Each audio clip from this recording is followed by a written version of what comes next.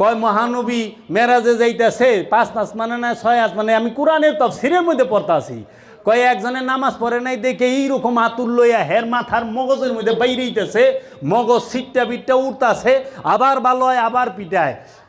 তখন ওইখানে জিজ্ঞেস করলাম, আরে মহানবী তখন তুই মেরাজে যাইতেছে, 27.5 বছর থাকবো, তারপরে নামাজ আনবো, তারপরে নামাজ কাজা করলে মরণের পরে সে শাস্তি হইব, নামাজ ইয়া হে নাই, পিটাই পিটি চালু, এই আজগবি শরীফের কথা কতদিন শুনবেন?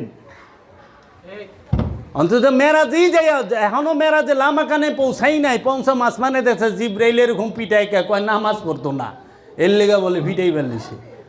ফেরেশতা পিটাইতে পারে? ফেরেশতার হাত আছে, ফেরেশতার পাও আছে, একটা দাড়িতে বলে 40টা ফেরেশতা ঝুলি, 70টা ঝুলি, ওই দেখছি কিন্তু বিরাট আলেম, 70টা কামেল বাস।